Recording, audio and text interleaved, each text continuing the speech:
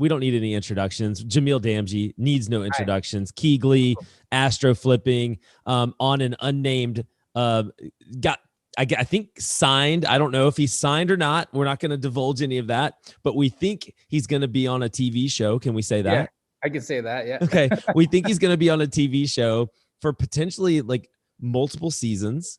Can we say that? Yes. And it's super exciting, man. I feel like all the people I know personally who've done stuff like this, you and Pace don't fit that mold. You're completely different. And that's a great thing, by the way. Yes. Yes. And just talk about that for a second. The fact that it's like one of us. It's like one of us finally, gets to do something like this. You know what's funny? And that you say that, Brian, because it really means something to me that you said that, because I believe that. I feel this community is what it is, right? Especially the educators in the space that are actually, in the business doing it, like the ones that are the core group, the guys that, that came up with each other. And, I'll always remember Pace and Jamil Do America began at the REI Coaches Summit that you put on, right? You introduced me, your summit introduced me to Ty Flipman, which I ended up I still have a beautiful relationship with him. I do a weekly show on his channel, and there's a tremendous amount of value, and network and connectivity that happened from there. And I'm just utterly grateful to you for that, right? I'm so grateful to you for the opportunity and the people. All of that's amazing. When you say one of us, I feel that, right? I feel that because we're real in the space doing it. And so what I've seen is the avatar for this type of situation is a Ken and a Barbie doll.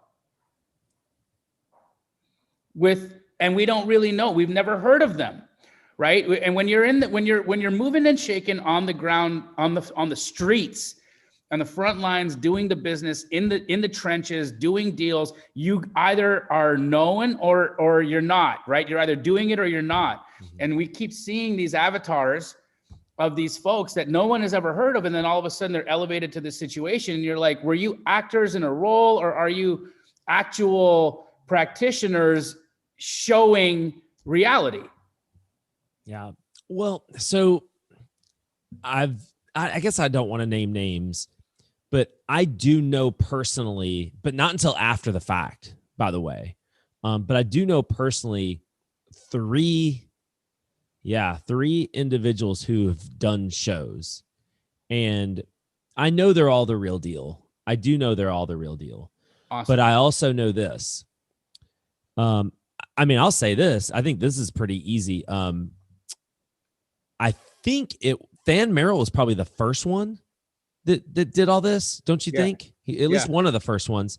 I heard Than Merrill speak one time, and he said, and I've heard, by the way, after I heard him speak on this, I've heard other people say things similar, where Than said, I think it was A&E, right? I think Than was on A&E, and A&E comes up to them, and they're like, so we went and just filmed for a full day, and there's no drama here. It's boring.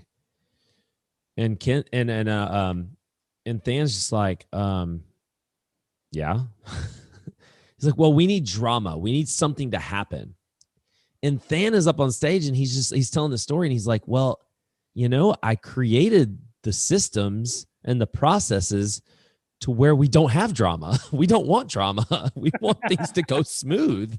Yes. And they're like, no, but we need drama. We absolutely need drama. And he said it got to the point to where, because I think there's three of them, CT Homes, there was three partners.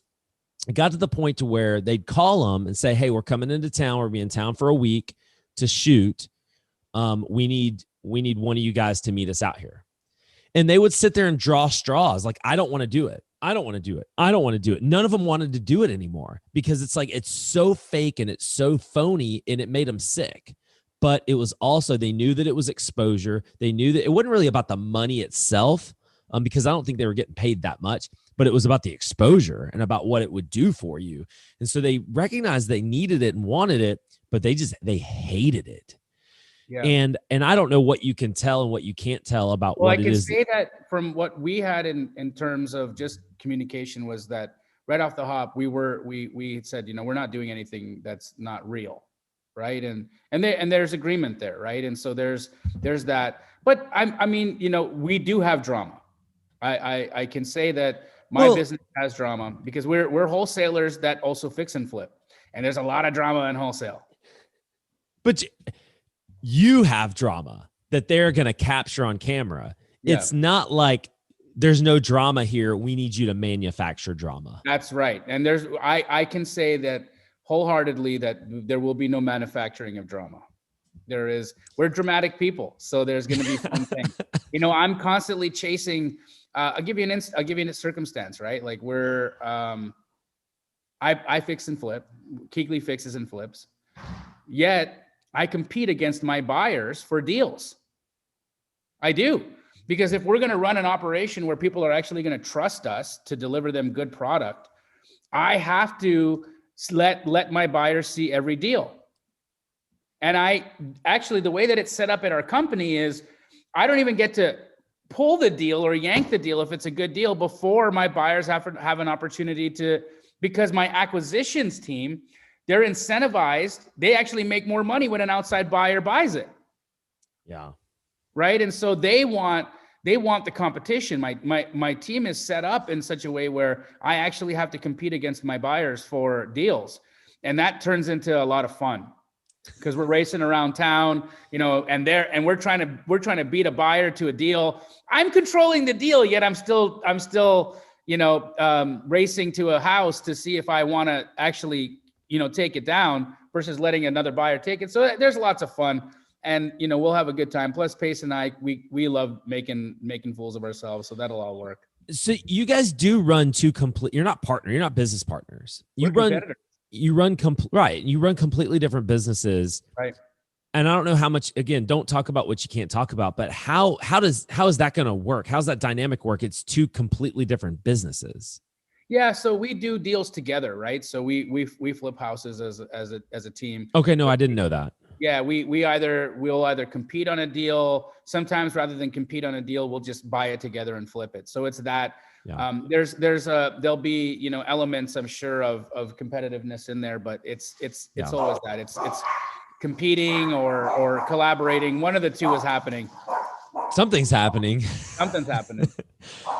Can you talk about when are we talking here? A ballpark time frame? I mean, is this going to happen in 2021? Do we know even that? I don't know enough yet. Can't divulge that. I'm so scared to talk. Yeah. All right. Yeah. Regardless, we're excited. We're excited for you. Excited. We're excited to watch it, and we're excited to just the whole real estate community is for sure behind you guys. The real folks that are really doing it and that are genuine, and we love you guys, obviously. I love you, bro. Thank you. So let's dig in. Let's talk about this. So as Aria coaches, you mentioned the Aria coaches conference. You at the very first one back in 2019. You and Pace came, and grateful that you did come. Think that there were a lot of great connections, not just you guys made, but just that a lot of people made some really good connections. So it's really a community. I'm really proud that just the growth that has happened over the past, 2.5 years, and we're growing. And now we've got the actual podcast that's being launched. By the time you are listening to the words that are coming out of my mouth, it will already have been launched. But we're in the process of launching that literally right now as we speak. And you're going to be one of the first main episodes. Awesome. You and Pace and Tom Kroll and some of just the nucleus of how this thing was built. And want to encourage folks just real quick as a sidebar, make sure you go into reicoaches.com right now. Let's get registered. November 4th and 5th is our next conference. It's going to be a third one right here in Birmingham, Alabama. Get registered. Half off tickets right now. And that's only going to last for a certain period of time. So make sure you get registered, reicoaches.com. Jamil, would you consider yourself to be a real estate coach? 100%. So talk 1, about that. Who are you coaching? 10,000%. Who are you coaching? And talk me through, because you have Keegley. I guess maybe let's start this way. Talk through what it is that you are actually doing, because you have Keegley and the franchises and your actual business, and then there's astro flipping, and there's probably a million other, and you've got your own real estate that you're doing as well. So kind of talk through maybe what you are up to that is considered coaching. Love it. So with respect to Keegley and the franchise, that has been a business that we've been building since 2014. It has exploded. We took the disposition side of wholesale. For those of you that are not familiar with that, we are business to business wholesalers. So our job is to connect with wholesalers that are, on the front lines, acquisition guys that are belly to belly with sellers, and helping them to actually complete their transactions.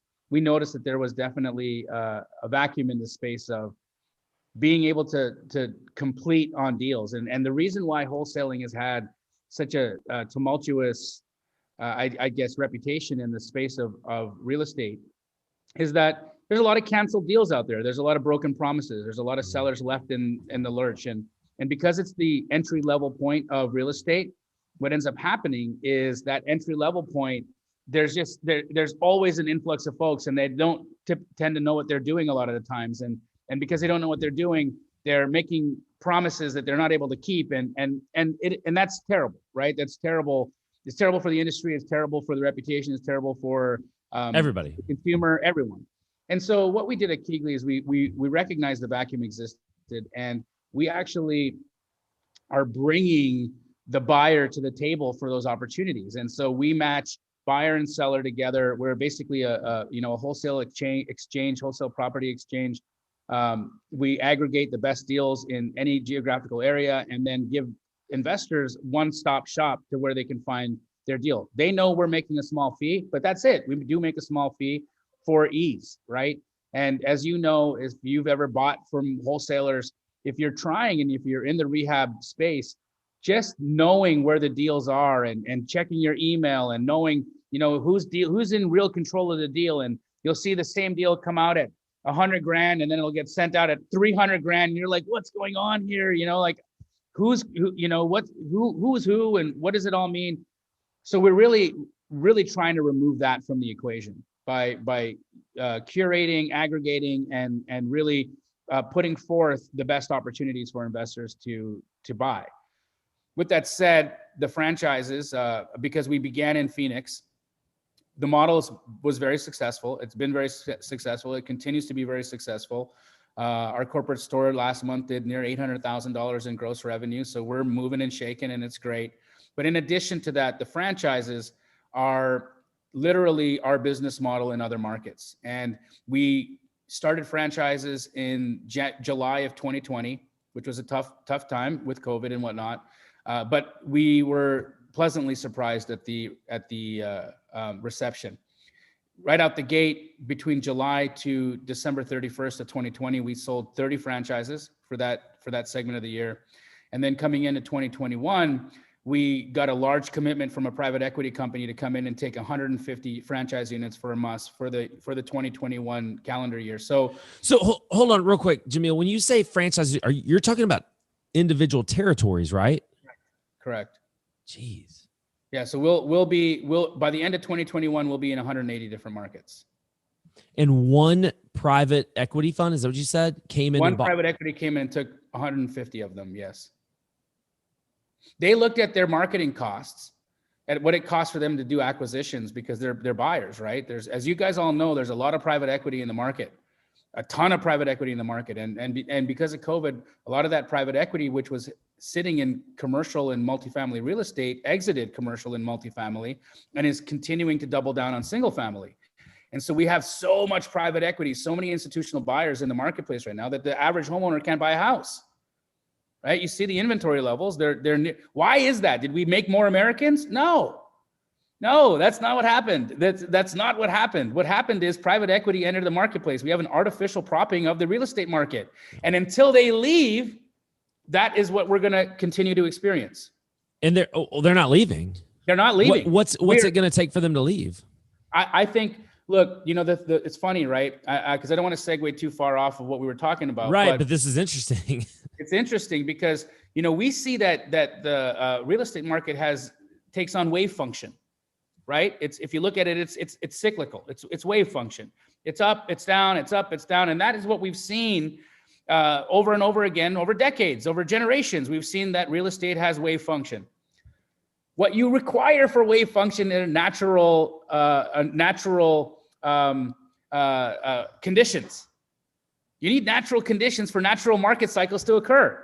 We don't have natural conditions right now. When you have that much private equity in the market, taking inventory off, we're going to have a redrawing of what the wave function or what the cyclical function of the real estate market will look like. And none of us will know what that's going to look like until we see the next downturn and what the ultimate result is of that. My thought, we're heading into a housing crisis. I've been watching influencers, there's lots of guys with different ideas and thoughts on it. I've been watching influencers, some of them, saying, oh, we're headed for a big wave. We're headed for a crash. We're headed for a correction. We're headed for that. I don't see it, man. I don't see it because I just see a lot of private equity gobbling up inventory. And what depresses prices is lack of demand. And so say we have a wave of foreclosures with COVID and the moratorium being lifted. Who do you think is going to take that inventory immediately off the market? The same people that are buying it all right now. And so they'll just continue to hoard, continue to gain. America is becoming a nation of renters. It's true. The American dream used to be owning a home, but dreams change. Dreams change. Yeah. Do you think that that's because they can't own a home or having a hard time owning a home? Or do you think it's just the new generation? Values. I think values, man. Like you look at college, I think that the next generation are questioning it all, as they should. They should question it all. Right? Because look, what my grandparents and my parents told me was go to college, you'll get an ROI on college, right? I didn't. That wasn't true. I didn't. Right? I went to college, I spent a bunch of money, and then I had to figure out how to pay that off. And then in a job that was completely unrelated to what I spent 4 years learning. Yep. Right? And that is what 95% of the United States citizenry who go to college are experiencing. No ROI, zero ROI on the model, right? So everybody's just kind of questioning everything at this point, including home ownership. Yes, including home ownership. What is it? Does it make more sense to rent, or does it make more sense to own? In a lot of markets, I understand what you're saying. In Birmingham, Alabama, for instance, I can have an $1,100 mortgage and have a 4,000 square foot house. That's crazy. So ownership is amazing over there. Right? That's great. But over here, or in California for that matter. Sure. Right? It makes no sense to own. No, I get it. I can rent my house, the house that I live in right now. I could probably rent this house for $4,000. The same house I was just talking about, you can probably get $1,700 or $1,800 rent for it. So, I mean, but you're talking about like, I'm going to rent. Why would I rent the exact same thing that I could buy, and my mortgage is going to be $600, $700, $800 less than what I could rent for? That makes sense. But that's the thing. When you sit here and talking about the secondary markets in America, that's still true. It's true everywhere. It's true in Memphis. It's true in Indianapolis, Kansas City, Charlotte. It's true in all these areas. I think what you're going to see is that what is true right now in those markets, because everything's going to change in those markets. Everything's going to change. Well, Birmingham just flipped. We are more than 50% renters now. Greater Birmingham just flipped for the first time ever. We're more than 50% renters in Greater Birmingham. Wow. Because there's more investors out there. Talk about private equity, hedge funds. So what do you think that's going to do to your property value? Property values are going through the roof. There you go. There's demand is crazy. Yep. There's no inventory. And None. We've never, ever seen Birmingham, Alabama be a high demand, high appreciation area. It's always been low demand, low appreciation, high cash flow. Absolutely. Right? It's flipping. It's completely flipping. Yep. So I mean, you're seeing something that's completely unprecedented in the entire history of real estate in those markets. Something's going to happen, Jamil. Yes. What's going to happen? I think, rather than waiting for the shoe to drop, right? You just pay attention to what's going on at this moment. How do you capitalize on today? How do you capitalize on now? Right? None of us are fortune tellers, man. None of us knew that there was going to be this virus that was going to shut down America, that we were all going to we were all going to be fighting over masks, that there was going to be all of the craziness that happened over 2020. No one knew this was going to happen. These black swan events are they happen, right? We live in an unpredictable world. It's unpredictable. And so I have just decided that for myself and my life and my family and my happiness, that I'm just going to always live in what I can control, which is now. How I'm responding to my current situation. That's it. It's all I have control over. You do anything else, you're going to drive yourself crazy. 100%. So we're going to steer this. I'm going to literally clip out everything we just got done talking about, and I'm going to post that somewhere else. And cool. let's get back on track now. It's my fault. I steered us there, but I wanted to go there for a second with you. Okay, so you told us about Keighley. You told us about franchising. What about astro flipping? How does that kind of fit into the whole thing? Honestly, Brian, I didn't realize that I had so much love for coaching until I started doing it.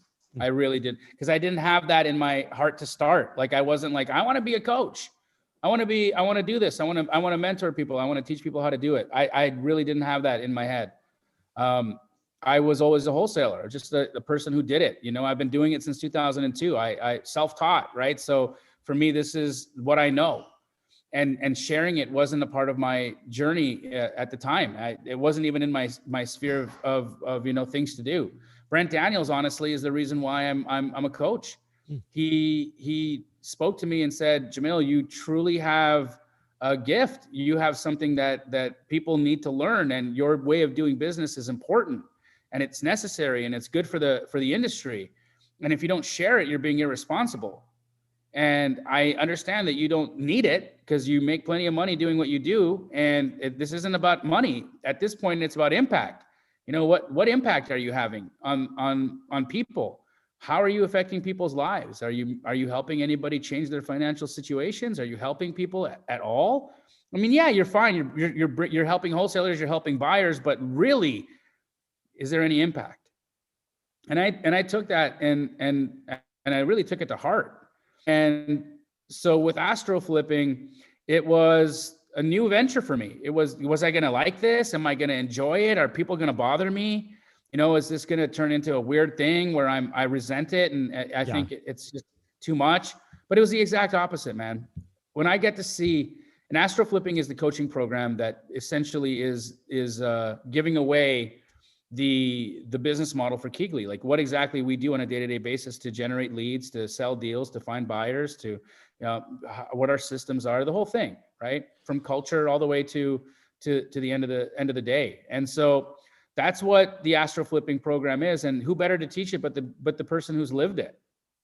So real quick, Jamil, to distinguish between Keighley and astro flipping, Keighley, to get a Keighley franchise, you are a part of the Keighley community doing astro flipping, essentially. Yeah, you are a lot of the techniques and methodologies that we teach in astro flipping are a part of the Keighley franchise. I look at it like this.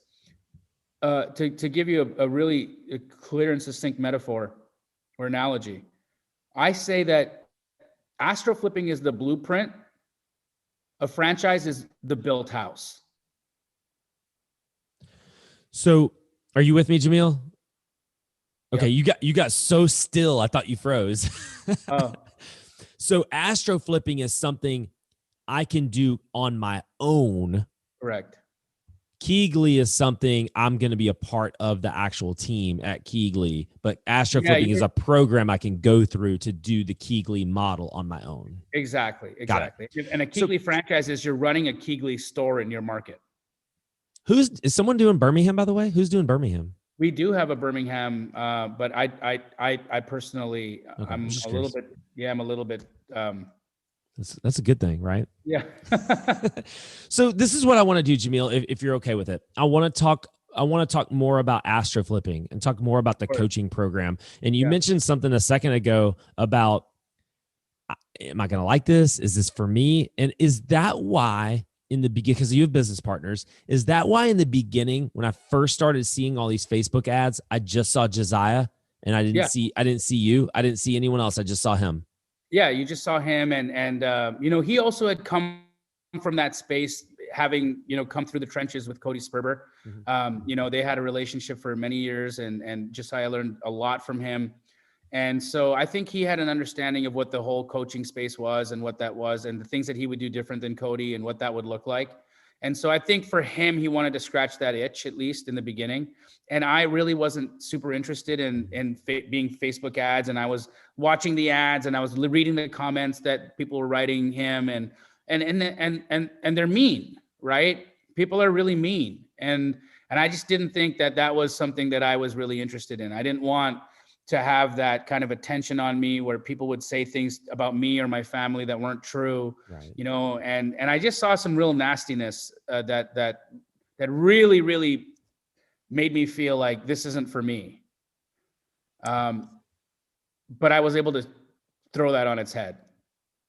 Okay. So let's break it down. You've already broke down Keegly, but just kind of break it down. Say, I want to learn how to astroflip. I want to learn this stuff. Let's first talk about, you mentioned the Facebook ads and some of the, we're going to get to the ads that you guys have been doing, that you've been doing. You talked about no one's a fortune teller. And the only thing I could think of in my mind, well, you were, weren't you? Didn't you play a genie in one of these ads? Yeah. But we'll get back to that in 1 second. Let's talk about you very successful doing Keegly, very successful.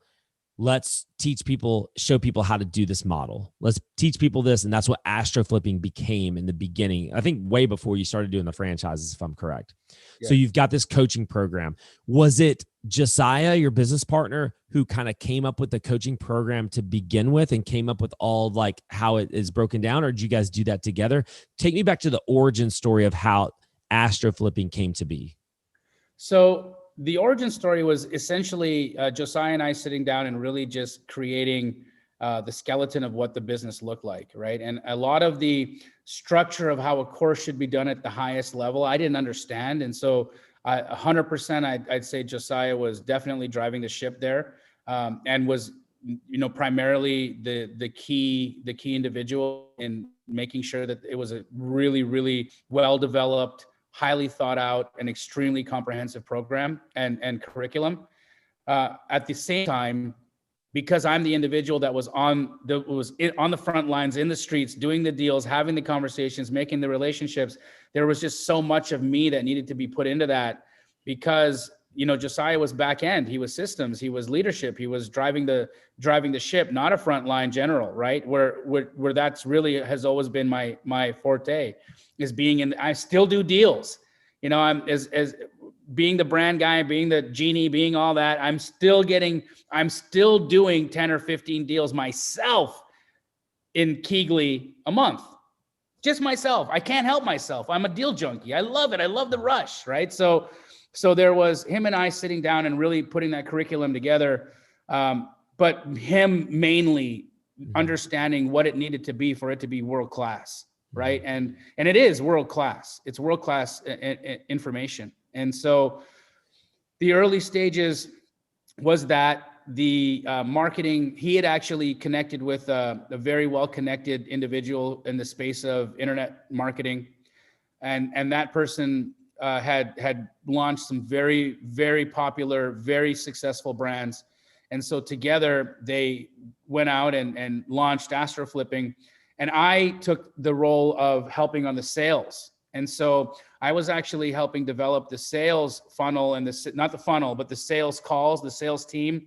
I was one of the first people on those calls, talking to people, telling them what we do and why this program would be great for them. And so I did a lot of that for the first year, just to get the ball rolling and the program moving and shaking. And, we had a real great time at that, right? I watched Josiah grow through it. I watched him develop it into a beautiful community. And at the same time, I was watching him get burnt out through it, right? Because it's a lot of work. It's a tremendous amount of work. And because we are so hands-on in the community and we are so hands-on in the coaching, it can become a lot. And in seeing that he really was getting burnt out at that, but at the same time, we're franchising now, and that's coming into play. There was a decision where it made sense for him to step out of it completely and I take over the reins. And at that point, we had the conversation to say, look, I know that you've been going a direction with this and this is fantastic. And of course, none of the curriculum is going to change, but the narrative, the way that we run marketing, the way that we run ads, the things that we say, I'm not going to do the same as you. Yeah. And as long as you're okay with that, then I'll take the reins. So what's his role today? Just real quick. So he's the CEO of Keegley and my equal partner in that company in Keegley LLC, like the corporate store and the franchises. He is taken a very high level leadership role in the expansion of the franchises. So he's working with our team leaders, with the franchise owners to really just make sure that it's world-class and it's really well and that it's working really well and that the franchises are making money and everything is great. There's that. And then also the publishing company, New Reach Education, which puts Astro Flipping out, has expanded into multiple brands as well. And so that same publishing company also publishes the Sub 2 course with Pace. Yep.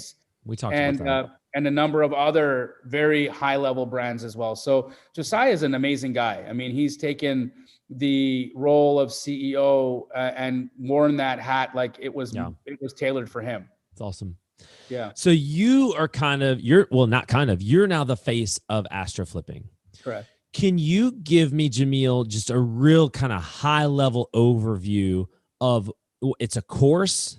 It's something somebody goes to the website or clicks on something and fills out maybe an application, gets on a sales call, they buy it, they're getting a course. And then they go kind of execute on their own with support as you go. That's kind of basically what it is. And we don't actually take everybody who applies. It's funny. Like, it sounds weird, right? Like you should take every student, but I won't because I want success. And I'm not saying that, these guys can't succeed, but I really look at mentality. I really look at mindset. I really look at the answers on the question. And I've geared my team to understand I'm not looking for victims. I'm not looking for this. I'm looking for people that have an understanding of what operations are. I'm looking for high level individuals that we can bring into this so that I can teach an additional model to what they might already be doing or teach them wholesaling, but to people that will actually do the work. And so we'll get 240 applicants a week, 240, 250 applicants a week, and we take 25. What? Yep. So let's talk about that. And I want to break this down. If there's something you don't want to talk about, just skip. I want to skip that and we'll move on. I'm happy to share it all. I'm an open book. I'm not whatever you want. Most people are not to put pressure on you. Most people are divulging pretty much everything, but I'm not going to ask you anything crazy. I don't think 240 applications a week. How are you getting those applications? How are you acquiring a customer, Jamil? Through Facebook marketing. That's your main source, Facebook Google ads. and YouTube ads. Yep. So of all the students that you get, let's just say of all the applications you get, what percentage are coming from Facebook ads? That's a great question. I'm going to guess here. I don't know the answer, but I'm going to guess 80%. Okay. So Facebook ads have been from the beginning, have been your main driver. Correct. To acquire a customer. When I was talking to Pace, I had this similar conversation to him. He had warmed up his market so much that it was really easy to go in and start a coaching program. And I know he was resistant to that for a long time, like, kind of like you were saying you were a little bit. I just remember the first time I saw an Astro Flipping ad on Facebook. And I'm like, what is this? What? Another one, kind of that's before I knew you. I didn't know who Josiah was. Actually, I think I met you when I flew to Phoenix to speak at Andy Werner's thing. Yep. And even then I just met you briefly. I didn't even know who you were until you came on my podcast. But all that being said, it's like, I first learned about Astro Flipping through a Facebook ad. I don't know how much of a warm market you guys had or tried to cultivate in the beginning. You just went straight to ads right from the beginning. Why is that? That's true. Well, the thing is, Josiah hadn't really done anything for building his personal brand or building himself up in that space, and so he had to come out cold. It's right? almost like you guys were complete unknowns. Anonymous. We were unknowns, 100%. And what you'll see was happening in tandem with that. Josiah was, the first year running the Astro Flipping program himself. He was the brand face. He was doing the fulfillment, doing the support calls. A lot of it was on his shoulders. And I was, on the other hand, on your podcast, and I was on Max Maxwell's podcast, and I was on Brent Daniels' podcast, and I was out in the world, blowing the Keegley horn. And what ended up happening is, while that coaching program is starting to grow, here's Jamil's personal brand and Keegley growing. And the fact is that I did a really good job of blowing the brand up in tandem with Josiah first coming out. And so it was really helpful for him, because what he was finding is, even on his sales calls, they have ways to check metrics and like what words and what names come up over and over again on the calls. And people are calling in saying, hey, this is Jamil's, right? This is like this is where Jamil did this, right? Like, I follow him. I don't know this guy, but like this, and so that was what was happening. And that's fine.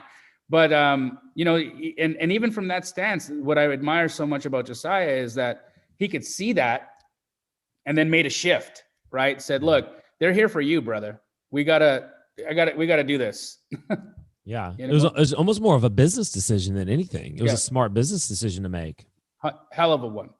Yeah. So let's start talking about some of these ads that you're putting out, Jamil. You're going nuts with this stuff. And so I attempted to do what you're doing now. Like 5 years ago, I was putting out these silly things. We did 6-second real estate, super silly. Like, we would do a complete story in 6 seconds. And it was super silly and goofball. I had way too much fun. We did a flipper flop parody. We were doing all this stuff. And I think it might have been, maybe it was a little bit, I didn't have the national brand recognition from a name standpoint. And I think it was a little early, but you guys are just doing it better and doing it. And it's just incredible to watch. Why did you decide to kind of go this route? I know you have a comedian kind of background, but why did you decide to go this route with your ads versus kind of the traditional ads that we see on Facebook all the time anyway? Well, here's the thing, right? The traditional ads that you see on Facebook are this. It's a talking head making a promise. I'm blah, blah, blah, blah, blah, blah. I'm an expert, blah, blah, blah, blah, blah, blah. Listen to me. I know, blah, blah, blah, blah, blah, blah, blah. Right? Bore you to sleep. That person might know a ton and could very well be the guy that could give you a ton of information. He's also NyQuil. Right? Let's be real. Let's be real, right? You're falling asleep on the ad. What are you going to do listening to 6 weeks of a module course from this guy, right? Like, this isn't going to work. You're going to quit before you get through it, because you're going to get so lost in just being completely unmoved or unmotivated by the delivery. And there's just nothing entertaining about it. There's nothing there for that. So there's that. And that's an avatar of coach. And sadly, I believe that avatar will disappear from the space, because yes, that person has a great level of knowledge and a lot of experience, but unless, like, people are really demanding, they want to be entertained and taught. They do. They want to engage in it. They want to become a part of a family. They want to be in something that's exciting to them. They want to feel proud of it. They want to feel proud to tell people that they're a part of it. That's a thing. And so, and then it has to be real information that's actionable and will actually work, right? Which proof of concept is there. I mean, if I don't know of another national wholesale operation that's as successful as ours, and I don't mean to say that in a boastful way. I'm just stating a fact, right? If there's a company out there doing it better than us, introduce me to them so we can be friends. But I don't know. I don't know him. I haven't met him yet. Yeah. So there's that, right? And I feel proud saying that, but I don't say that about ego. It's just true. Yeah. Right. You mentioned a very important word. I had a chance to watch Tony Robbins speak one time, and he said something like, to this effect. 90% of what I do and 90% of the reason I'm successful is because of one word, is because I'm one word. And you mentioned that word. I'm entertaining. People want entertainment. People buy from people who are entertaining and entertain them. How did you know this? Was this intuitive? Is it just something you wanted to just do because you loved it and whatever, however the chips fell, they fell? What made you do it this way? Genuine, man. It's me. It's my actual personality. It's how I think. It's how I view the world. Brother, if you hung out with me for a weekend, right? We didn't have an opportunity to really just hang out all day and like be like eat breakfast, lunch, and dinner together. Like, you know, and we'll have an opportunity like that, I'm sure, in the future. But if you were to, you would see that I see the world in a funny way, right? I do. Everything that people like, when I'm having a conversation with someone, I'm listening to what they're saying and I'm taking what they're saying, but I'm also in my head, all the jokes are just, I can't stop them, right? I just can't stop it. I love to find humor in everything, in situations and people and in patterns and repetition. Like, I just love that. And because it's genuine to me, because it's real to me, that's the route I took. I said, look, I'm not interested in being a talking head. I'm not going to be the douchebag with the Lambo, right? I can't do it. I can't do that. I'm not going to hold a money phone. It's never going to happen, right? I'm not that guy. But I'll make your ass laugh. And then you might say, hey, does this person know what he's talking about? Let me do some research on him. Whoa, he helped build the #1 wholesale operation in the country. So A, he's true. B, he's hilarious. Maybe I should buy the course. Jamil, real quick, your Instagram is what? Is it just J? What was it? J Damji? Yeah. So make sure you're following Jamil on Instagram, J Damji. You can actually go to his Instagram and watch a lot of these kind of commercials that they created. You mentioned the Lamborghini.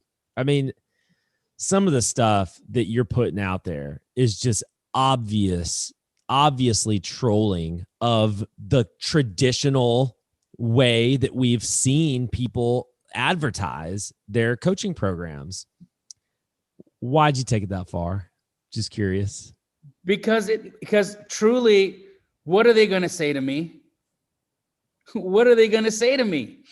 You're the one who did it. Look, all I did is call it out, right? When I called it out, I did it truly, right? I'm not saying it, any of those are bad people. They're all good people. They're great people. They're good people. And in fact, when I made the cold calling, when I hit cold calling, I trolled cold calling pretty hard with me in the freezer, right? Who do you think the first person who called me was? Brent Daniels, right? He's like, bro, what are you doing? Right? And I'm like, I'm sorry, I can't help myself. It is what it is, right? It's just like, I can't, you're getting in the ring. You better be able to take the hits, right? I can take the hits. I can take them. But if I don't want to take the hits, I'm not going to get in the ring. So if you're going to go out and put yourself on in a Lamborghini and hold a money phone, right? Cool, do it. But there just might be a guy like me who's going to come out and be like, ha ha, what are you doing, buddy? Right? So it's really good stuff. It's quality stuff. It's really funny. It's genuinely funny. It's not, you see a lot of people attempt humor. It's genuinely funny. Really appreciate you doing that. Don't stop doing that for sure. Thank you. And I get your messages and we laugh about them, right? Like I know you and I have had some funny exchanges on some of the ads, and it's great, man. I'm just enjoying it. I'm letting the creativity flow. It's scratching an itch for me because I try to be a comedian and I failed at it, right? Yeah. I'm not here on a comedy podcast with you. We're talking about real estate. So my comedy career didn't really go anywhere. Right. Right. So here's my chance at redemption for all those years in LA where, nothing happened for me.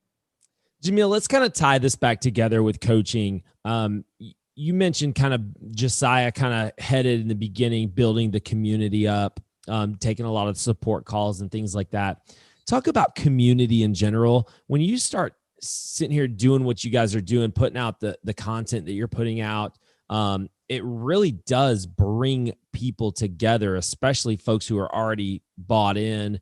and have sold out to what it is that you guys are doing. But just the community aspect. First of all, how important is it to build a community? And secondly, how do we actually nurture that community and keep them coming back, and keep them loving you more and more and more? So great that you're asking that, Brian, because here's what I've seen happen in the past. So when I entered into the coaching space, what I learned is that there was a lot of scarcity thinking in the space, and coaches were predominantly the ones sowing the seeds of it, right? They were like, oh, you don't want to let your competition know. Oh, don't let this guy know you're doing. Oh, this is a secret. Oh, keep this a secret. Oh, this is a secret. Oh, this is too special. Oh, this is, oh, this guy's going to screw you. Oh, make sure you don't do that. Oh, make sure you watch this guy. Oh, this guy's a shark. Oh, watch these types of people. They're going to stab you in the back. And it's a lot of that fear, right? There was a lot of, hey, you can't really trust anybody in this business. That's what people are being taught. And what did it create? A dysfunctional, completely disjointed real estate. I couldn't even call it a community at the time because it was like everybody was just rogue. It was Wolf of Wall Street mentality, kill or be killed, kill what you eat, this and that, used car salesmen, cocaine in the pocket type individuals. I'm sorry to say that, but that's what it was. Okay. I don't like that. That's not my vibe. You know, I'm a man of faith. You know that's not my energy, right? My energy is love. And I truly believe in that. I truly believe in community.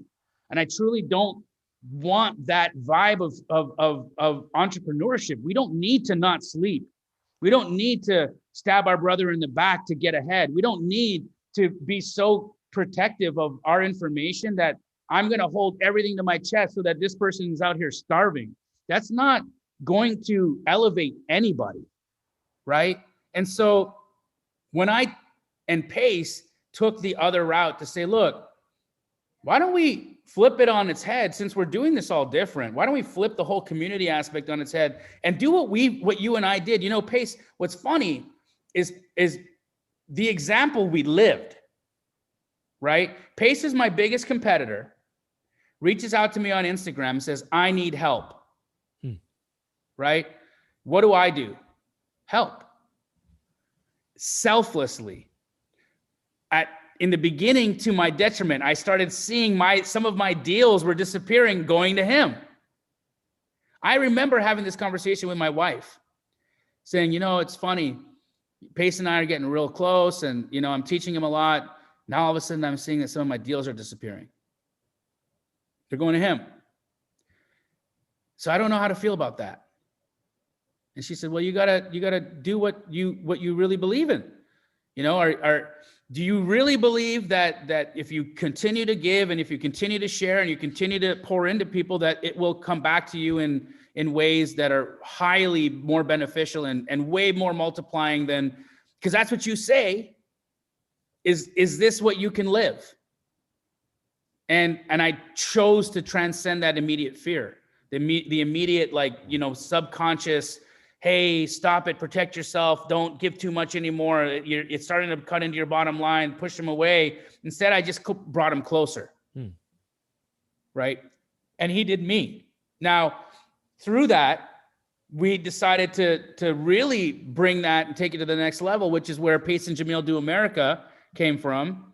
And we said, look, you're adding to my life now because you're showing me things that I don't know. I wasn't a social media guy. I wasn't really on Instagram. I wasn't really doing any of that. And I'm, watching Pace, and he's really elevating and doing something big with it. And he helped me quite a bit with understanding the tools, the technology, how to post, what it all looked like, what a story was, how to do that. A lot of that came from my relationship with him. And so he's giving me a lot of game. And I'm giving him a lot of game, and we're adding to each other. And then it just became, man, this is amazing. Our profiles are growing. We're doing more business. We're making more money. Why doesn't everybody just help each other? Well, why don't we go out on the road and talk about it? Which is how we came to the REI Coaches Summit and had our first kickoff Pace and Jamil Do America talk on your platform. Yeah. It's amazing. It's really interesting that you kind of brought all that up, that the industry norm, and where you said that it really, where did it come from? It came from the gurus. It came from the coaches, right? It's exactly why I started REI Coaches. It's the exact reason I started this. It's like, how can we come together and work together and do business together? Yep. You're collaborating with Ty Taylor, you're already collaborating with Pace, how can we bring more people into the fold where we can help each other? You're not going to get every student. You don't want every student. Correct. You just do not want every student. So there's a lot going on here. It comes back to houses too. I remember when I first got started, one of the very few people that I got around that was more of a collaboration type of person versus competition. One of the very few people that I was around in the beginning that was like that. It's like, I look at real estate like this, where all the houses are sitting on a conveyor belt and the conveyor belt is moving. And when I'm ready for another house, I just go over to the conveyor belt and I get a house. There's not a shortage of houses. There's never going to be they're always going to be there on this conveyor belt. When you're ready for one, just go get one. A lot of times we make a big deal out of competition. Someone's taking a house. Just because someone gets a house doesn't mean there's one less house out there for you. It doesn't mean that at all. A lot of times we're limited inventory right now. Well, a lot of times we're creating our own inventory. We're doing methods of deal sourcing that's literally creating. We're getting a house that the seller didn't even know they were trying to sell. Right. So it's not like we're taking one less house. There's not one less house out there. We're literally So to try to get that into your mind and into people's minds that there's not one less student out there. I'm not going to name names, but there are a few people that hate what I'm doing with REI Coaches and have told me to my face, stop doing it. You're hurting the coaching industry. But the reason they're saying that, it's coming from a place of scarcity. It's coming from a place. 100%. It's coming from a place of, well, you're creating one more coach to take one more student away from all the rest of us. Is that what you want? And it's just, I don't believe that. I've seen it with my own eyes. It's not true. Right. I don't even believe it to my core. And here's the thing, man. If the student wasn't with you, he wasn't yours in the first place. Right? Like up your game, bro. If you're losing people, it's because you're not delivering to them what they need. The day that my methodologies are no longer relevant, I'm not going to be out there hawking a course talking about, we do this, we do that, we're the best, la, la, la, la, la. Because if it's not true, it's not true. Agree. What about building a community within the people who have already bought your course? Like the buy-in from the actual astro flipping community itself. It's incredible, man. You should see they're doing deals with each other day after day after day. I mean, because I run the support calls, right? So I do 2 support calls a week. I do one on Tuesdays and one on Fridays. My support call on Tuesday last night was 6.5 hours long. I'm the one doing it. It's me. Because Jamil, you can't afford to outsource it. Is that kind of what you're telling me? I don't want to. I think it's wrong for them to have paid that price and then come here and there's a cardboard Jamil or a fake Jamil or a clone or you know what I mean? Like I don't think it's fair. I don't think it's right that you buy me and then you get this guy. Or if you buy Rich Dad Seminar and there's no Robert Kiyosaki, you buy a Fortune Builders, there's no Than Merrill. Is that kind of what you're saying? I mean, I'm not gonna, I think it's unfair. I don't think it's right. I think that if you buy somebody, you should get that person. And I'm not contractually obligated to do a 6-hour call on Tuesday. My contract says 1 hour. I go 5.5 hours above because I love them so much, because I care so much about their success, because I love that they build community and I want to be able to answer every question. That's why I'm doing it. Jamil, what makes a great coach? I think, honestly, it can't be for the money. You can't look, the money's good, right? Like I do definitely do well from coaching. I'm not going to sit here and lie to anybody and say that it's not tremendously valuable when it comes to the finances of it. It's great. But that's not why I did it. Right? It's not like, it's truly not. I want to impact. There's something about getting a message from somebody that says, hey, I like, for instance, And I should just read it to you rather than just, sorry for me to go to my phone to do this, but let me read you exactly what my student said. This man, Kurt Tellman, okay? Kurt was a medical supply sales rep. So he's in the pharmaceutical, or sorry, he's a pharmaceutical supply sales rep. He's in the pharmaceutical industry. And he had a $300,000 a year job. He got laid off from the $300,000 a year job. And he's about to hop on a plane to go take another job, take an interview to go get another job making the same amount of money. His wife clicks on an ad and they end up on a Skype with me. And she says, look, my husband knows nothing about real estate, but he's in a plane all the time. And we make a lot of money. But as you can see, I'm pregnant and I'm about to have my second child. Mm-hmm. And I can't handle him being up in the sky all the time and not being at home. And this is really hurting our family. And I'm here and I'm just meeting these two for the first time. And I'm talking to him and I said, look, you can go out and continue to do pharmaceutical sales and you're going to make a tremendous amount of money. But I promise you that if you get on that plane tomorrow, you're not getting off that plane. That you will be on that theoretical plane until it's done, because you're at the crossroads of your life right now. And it was true. Here's the message he put on March 7th in the Facebook group. It's official. Just wholesaled my 100th house since starting this amazing program 2 years ago.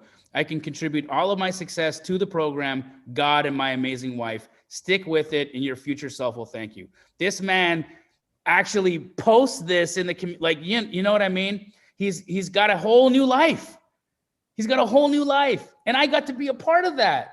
I got to be a part of this entire transformation where this guy is at home now with his kids, you know, and he's get to hang out with his wife and he's living an entirely different life, yet he's making more money and everything is great. Like, imagine that self-satisfaction that you have going to bed at night thinking that you're a part of people's story. That's why I love coaching, man. That's why I love coaching. I love being a positive influence, a positive impact in people's lives. Do you think to be a great coach, you have to feel that way? Or kind of talk about what it is, what kind of qualities must one possess to be a great real estate coach or coach in general? I think first things first, I'm going to talk about the elephant in the room is that, well, there's not really an elephant in our room, but in the space, the elephant in the space of coaching. If you haven't done it, don't teach it. I don't think it's fair. I think that if you haven't done it and you're teaching it, get out, because I'm coming for you. I will relentlessly come after you until you quit. But Jamil, are there really people out there that are coaching it that haven't done it? Yes. I think there are people coaching that used to do it and aren't doing it anymore. That's fair. You can look, you had a good, successful career in the business and now you're teaching. That's normal. A lot of doctors, they operate for, years and then they go to Harvard and they teach. That's fine. I don't know of anyone. I'm sure you do. I don't know of anyone who has never done it. I would say that that what they're presenting to the people that their success or what their level of doing it was versus what it truly is a lie. So you're just talking about it. Things don't add up. Like you're saying you did this, but you probably only did this. Correct. Or the checks that you might be posting on Facebook ads are actually returned EMD deposits rather than actual profits. I know that to be true for specific people. I know that to be true. Those are pretty big EMD deposits. I've never heard all that stuff. I'm sure you're much more privy to that than I am. But I agree. I totally agree. I think I don't see that as much. And I'm in the coaching community, at least in my community. I don't see that a lot. I'm sure you probably do though. What else? What else? What are the qualities? Have a heart for the guys. Have a heart for the people. Remember what it was like when you were just getting started. How confusing it is. It's confusing. And then also, I don't, again, I don't have a comment on price points. I think that everybody has their idea of what their worth is. I think I truly undercharge. 100%. We undercharge for what we provide, truthfully. And I have no problem with people charging a good amount of money, because I think that there's a great ROI in this business. There's a great ROI in this business. And so, but I think that if you're going to charge a tremendous amount of money, then you have to deliver a tremendous amount of value. So real quick, just to recap, you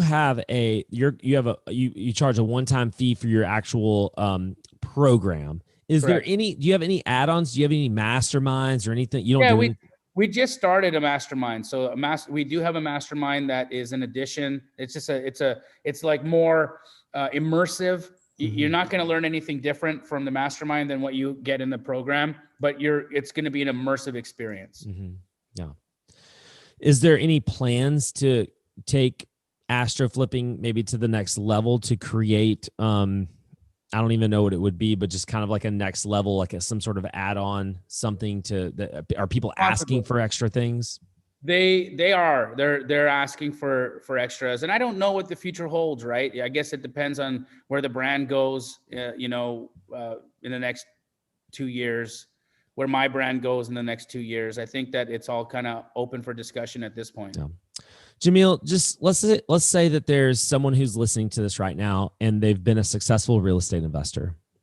They feel like they want to start getting into coaching. They want to be a real estate coach, had a lot of success at real estate.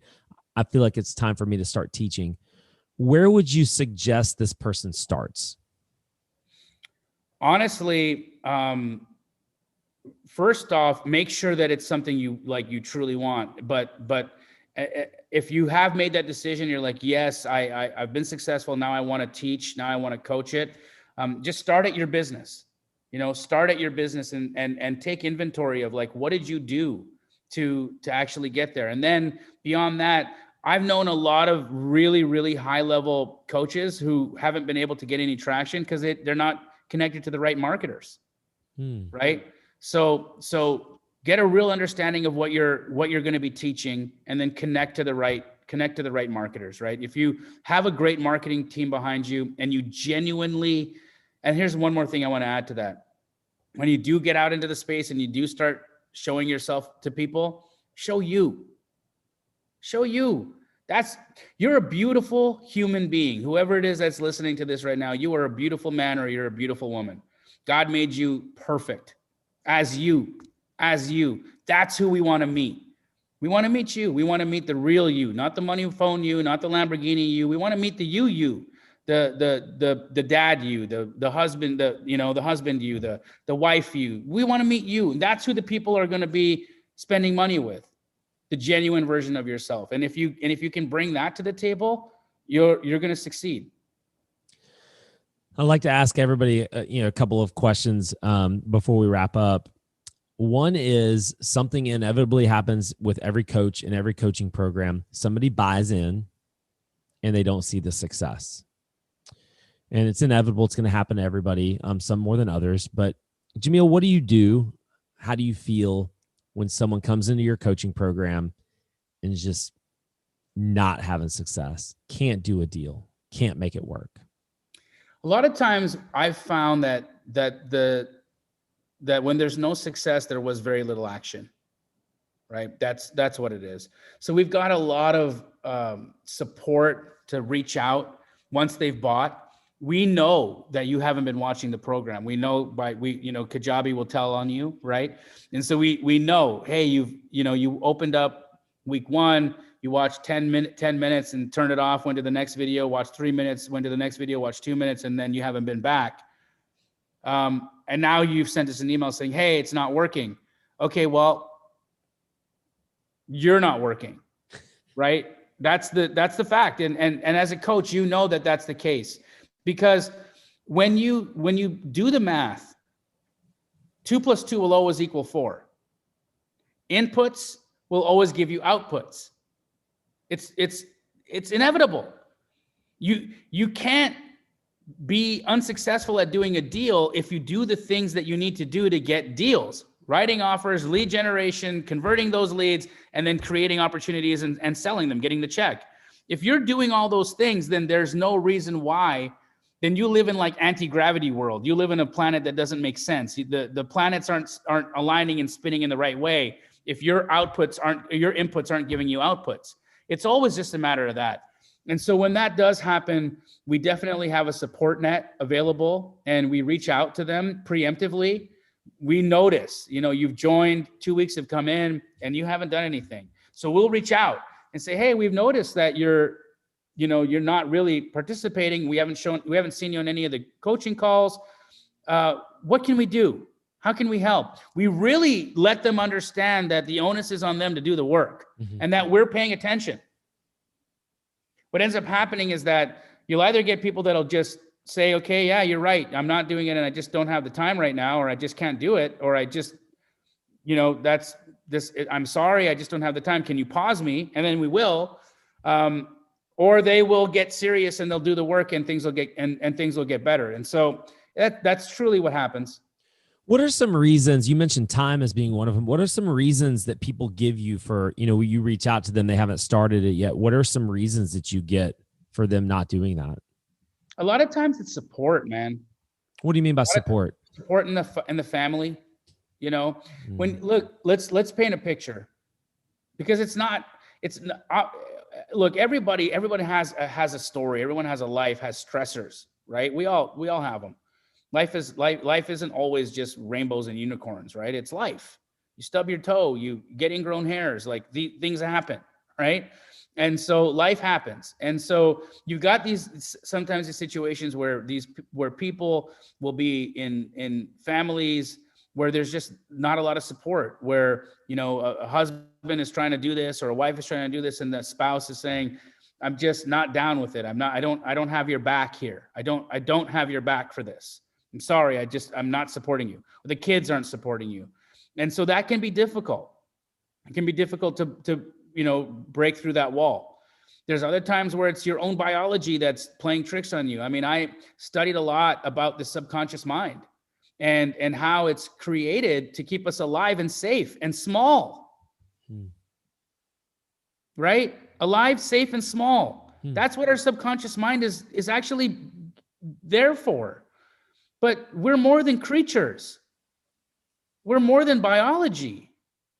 We're spiritual beings. And once you can transcend the biology of the negative thought, the impulse, we get so connected to the things that we think that we are our thoughts. Right? We think that we are. But no, you just might be playing a really negative track in your mind right now. That's all. You're not your thought. Right? And that's it. And so it's really trying to reprogram people into that, really reprogram and understand that they have a choice in the way they think and the way they feel. Brian, let me ask you this, right? Because you and I are both mindset guys. Any person that you've met that's truly joyful, positive, loving, do you ever see them in crappy lives? No, but that's few and far between, right? At least in my world, it is. Your world is always a reflection of what's going on in here and in here. And so if you're not satisfied with what you see out here, all you need to do is adjust what's going on in here and what's going on in here. That's it. It's really that simple. And in case you're listening to the audio only, Jamil pointing at my head and my heart. Yeah. His mind and his heart. And by the way, real quick plug, if you want to watch the video version of this, the only place you can get it is the REI Coaches Facebook group. It's free. You just have to search REI Coaches in Facebook and go to our Facebook group to get the video version of the podcast. Jamil, let me ask you this, man. I'm with you. I'm 100% with you. There are a lot of coaches out there, and I want to get your take on this, who know that they shouldn't feel responsible for someone's success, but they do anyway.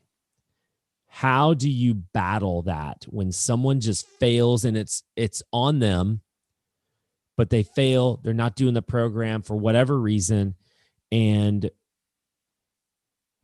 I'm the one who sold them this program. I took their money and they're not successful. How do you battle the fact that, how do you get over the fact that it's not my fault? Well, I mean, we really have to separate, is it your fault or is it not your fault, right? And I think that self-awareness is the key there, because there are, like I said, and you know, you fortunately aren't meeting the ones that the folks that I've seen. I'm in Phoenix, so I'm in real estate guru Mecca, right? Like it's Jerusalem for it over here, legit, right? So when you see that, when you see that, you really, I get to see all versions, you know? And so when I see that version, and then their student not be successful, I know why there's no success there. So first find out, is it you or is it them? Mm-hmm.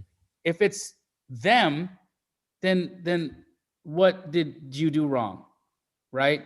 The thing that I truly believe is that we're entitled to one thing. We're entitled to the work, not the result. We're entitled to the as work. As the coach. We're entitled to the work, not the result. So you're entitled to do the work. You're entitled to do the work with your student. That's all you're entitled to. You are not entitled to the result. You are not responsible for the result. You're entitled to the work. Here's where I struggle. A mutual friend of ours, Tom Kroll, has been saying this a lot lately, and I see his point, and I see my point. I see everybody's point. Everybody has a point. Tom says, if you are a great coach, this whole lead a horse to water stuff, you can't make them drink, that whole thing, it's complete BS. If you were truly a great coach and you truly cared about your student, you would cup your hands to the water and bring that water up to the horse's mouth and make them drink. That's his analogy. And I battle with that because I see his point. And I also see my point. And the point that you just made is like, I've worked my tail off here and I cannot make this horse drink the water. I'm like drowning the horse right now. I've done that where I've cupped my hands and put the water to the horse's mouth. And this is what happens.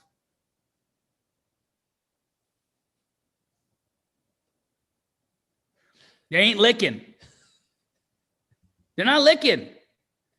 My cupped hands are at your snout. It's time to lick, horse. Oh, you won't do that.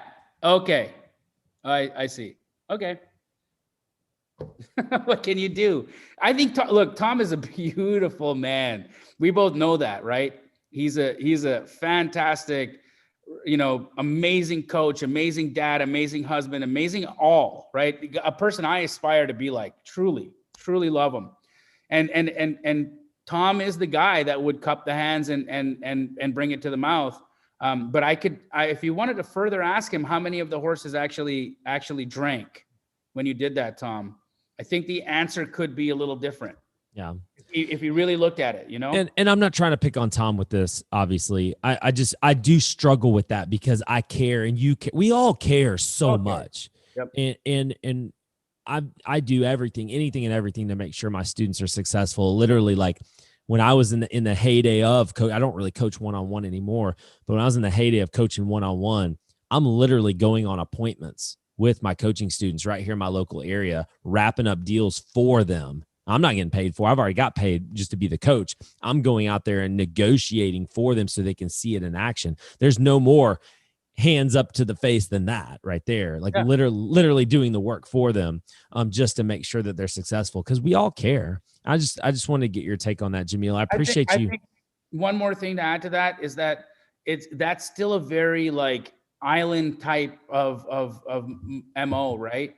So here's the thing. Horse analogy, let's stick with it. Horses at water. Okay, horse isn't drinking. Coach is there saying, drink, drink, drink, drink. You're here. I brought you here. Drink. And Tom says, no, you got to get down there, grab the water, bring it to the mouth. I think that what's been missing in the space of real estate coaching has been the community aspect of it. And what I've been finding has been happening is I will have 3 other horses that are drinking. Yeah. And so when I lead the thirsty horse to the pond, he looks over and he sees the horses all having a good time drinking.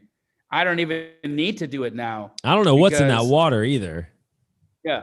And he's just like, all right, I like it. Let's go. And that's it. The community, it's the proof, right? Social proof. It's that. And then the people helping one another and grabbing back and saying, hey, yo, I got you. Let's like, think of how easy this is, you know, and when you're doing wholesale on an island, it's difficult because what you got to do, the lead generation, you got to convert the seller. You then lock up the deal, transaction coordinate, find the buyer and get it through to the finish line. That's a lot of jobs. When you do this on a community, you might only be good at lead gen. You might only have to do the lead gen. You might only have to do the seller conversion. You might only have to do the disposition. Why? Because you've squatted up and you've leveraged so many other people to help get the deal done. And it makes it that much easier to accomplish the goal because you're only doing one thing instead of 5. Yeah. No, it's a great point. As far as the community goes, it's almost like peer pressure. It's like I'm doing great. I'm doing great. I'm doing great. I'm doing great. Why aren't you doing great? And it's like this one, it goes back to Jim Rohn. You are a product of who you surround yourself with. You know, the 5 people you surround yourself with the most, you're going to be most like. You're the summation of that. And if you surrounding yourself with people who are already doing it and are successful, it's inevitable that you're going to be kind of pushed to that brink as well. Jamil, appreciate you more than anything, man. We went a long time, and is this longer than your normal shows? And the dogs are clapping for us and cheering for us. No, I schedule an hour and a half. I think the average show is about an hour 10, hour 5, hour 10. Pace took me all the way to he's like, what are we done? We literally went an hour and a half. He's like, what are we done? And I'm like, Pace, I literally have another call like in 60 seconds. I would love to continue this, by the way. But no, you guys are both been incredible. I'd love to see you back in Birmingham. November 4th and 5th is the Aria Coaches Conference. Love to have you guys there as well. Guys, make sure you go to reicoaches.com, get registered. Jamil Damji, one of the very, very, very, very best in the business, not just from a business standpoint, but as an individual, as a human being. Love you so much, brother. Love you back. And for anybody that's watching and listening, if you, what Brian says is absolutely true. That summit, the program, everything he's doing is amazing. The connections you make, the people you meet, life-changing stuff, brother. I appreciate you a tremendous amount, and you're doing great work out there. So keep doing what you're doing, man. Appreciate you, man. Guys, we're going to see you on the next episode. See you next time.